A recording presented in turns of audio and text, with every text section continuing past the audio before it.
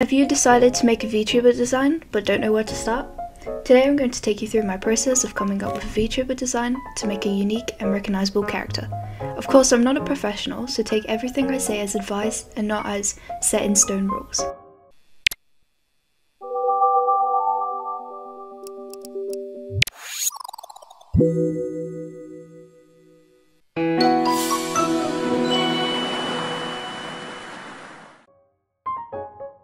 Hey everybody, it's Beatrice.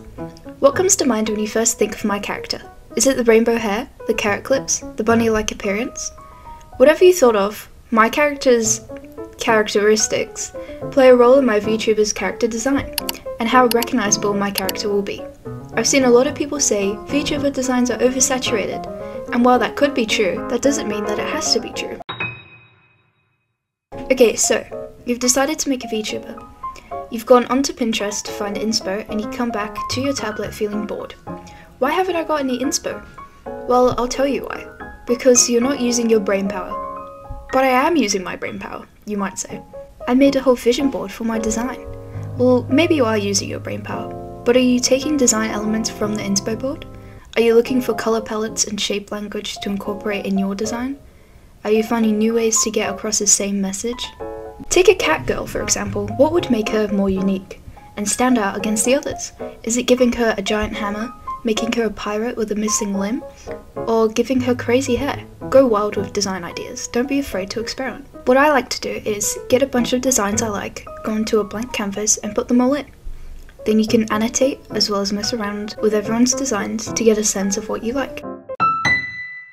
Now that you've got all your images and you have a rough sense of what you want, you can start drawing it. Keep in mind of your inspo board.